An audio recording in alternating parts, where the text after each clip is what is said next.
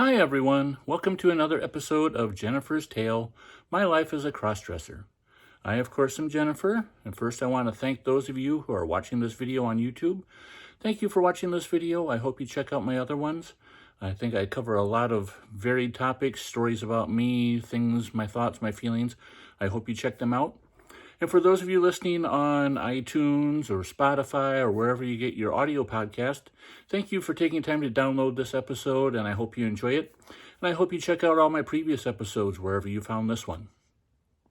Today I want to talk about a topic that I guess is kind of a little difficult, maybe for me, but it's something that happened in my life, and maybe it happened to you. And this is a story entitled, My Mom Finds Out. Now, if you listen to some of my other podcasts, you know that I kind of had clothes here and there and started kind of novice cross-dressing when I was young, stealing my mom's pantyhose and trying those on and wearing those and using up every single pair of pantyhose I think she owned. But she never really said anything. She never said anything to me or my sister and asked what happened to her clothes, her pantyhose, why things were messed up. Never asked. My mom, I think, was always somebody who was always, the less you know, the better off you are. So as I was growing up, that kind of, mentality stayed in, and that's the way it was. If my mom had any questions about me, she never really asked. Well, when I got older, once I graduated college, I moved back in with my mom for quite a few years, for several years. And I was working at a restaurant at the time, fast food.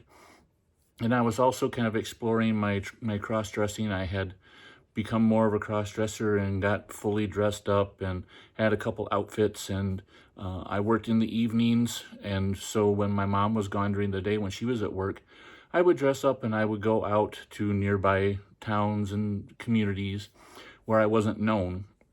And just to experience being a woman and being out in public. Well, I guess kind of as time went on, I became a little more complacent and a little, not so much daring. I guess I'd call it stupid now looking back on it. But I lived in a small town of only about 450 people. We did have a post office in the center of town, and I started making a habit of when I would get up or get ready and go out of town, either before I left town or when I got back to town before I went home, I would stop by the post office. We didn't have mail delivery to our house. We had to stop by the post office and pick up our mail every day. And so I was kind of in charge of picking up the mail. And so I just made a habit of going to the post office and stopping there and picking up the mail. And I did it as Jennifer. I figured more times than not, I'm not going to run into anybody there, nobody that I knew.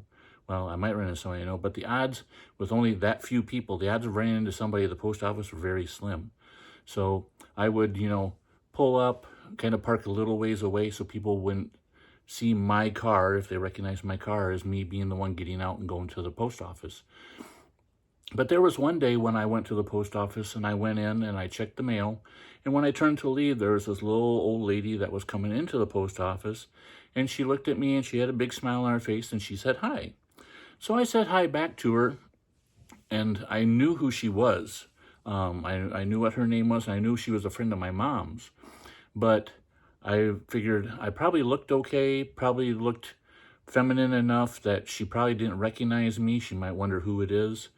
And just kind of left it at that. I left the post office, didn't think anything more about it.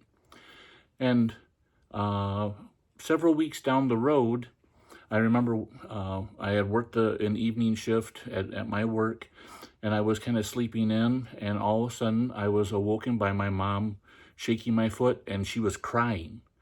She was in tears, and the reason she was in tears is she said she had been confronted by the woman I had run into the post office, and mind you, this is probably in the summertime, but the woman had asked did your son have to dress up as a woman for work or something? Is he doing something strange? Because I ran into him at the post office, and he was totally dressed as a woman. Now, I know my mom knew that I cross-dressed. She just, like I said, she didn't talk about it. But she was in tears, and she was crying, and she was like, How can you do this in our small town where people are going to find out? They're going to put two and two together. The neighbors are going to know. They're going to see you leave. They're going to think that you're weird, you're strange. How can you do this? And I was trying to come up with an answer, trying to think in my brain what I could say to calm my mom down or quit her from crying. But then she kind of jumped into, I think, what all mothers do, especially with my mom. My mom is somebody, she was born in the early 1930s. She had kind of a very old school mentality. And she started asking me right away, you like wearing women's clothes? Are you going to become a woman full time? If you become a woman full time, you need to start doing stuff around here like cooking and cleaning and doing laundry. You need to do woman stuff. Well, looking back on it, I kind of remember what I said. I kind of started throwing all sorts of stuff at her, trying to defend myself. I said, yes, I did it. It's something I do from time to time. I'll try not to do it again. I'll make sure that I don't get caught. No, I don't want to be a woman. I just enjoy expressing my feminine side. It kind of calmed my mom down a little bit, but she still was really upset about it, and she said that we would talk about it later because she had to go to work. But you know what? We never did. It's kind of something that was just kind of left to the wayside. And I continued to cross-dress. I never went back to the post office again.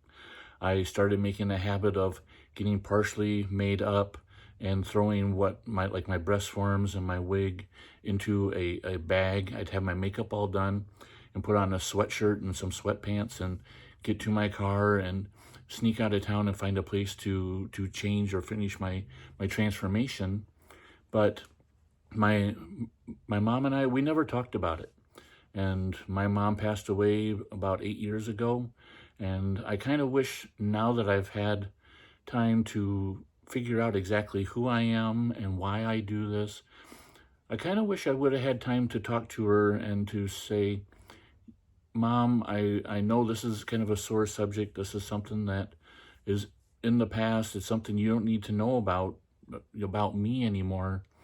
But I would show her a picture of Jennifer and say, this is me. This is me from time to time. I don't do this all the time.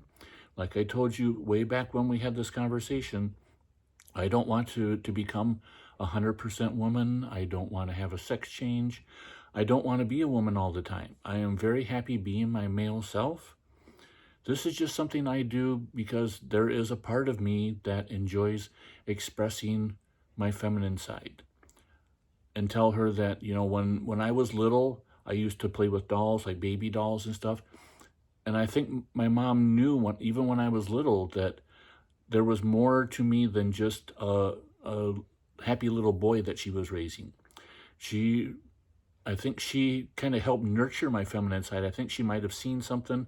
I never really asked her about it, but I think there was a feminine side that she saw, or maybe a little spark of something there that she helped nurture, that helped create this. And so I would like to tell my mom, thank you for helping, unbeknownst to her, helping my feminine side and my whole self become this person, this caring, loving,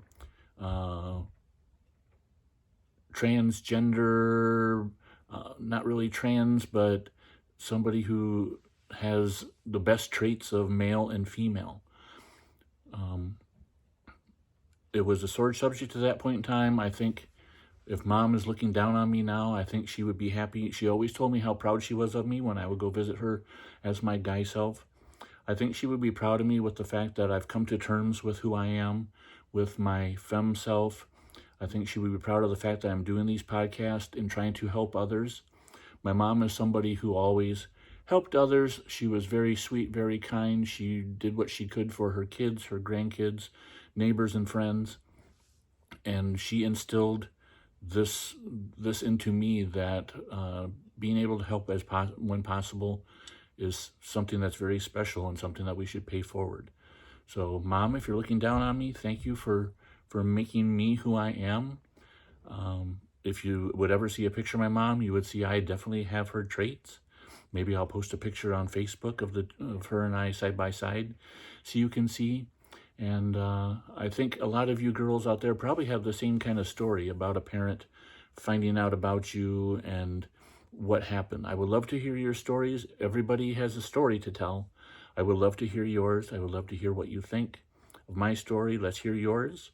And I hope this helps you with whatever you may be dealing with your parents, whether to tell them or not. So until next time, thank you for listening. This is Jennifer saying hugs and kisses. Bye.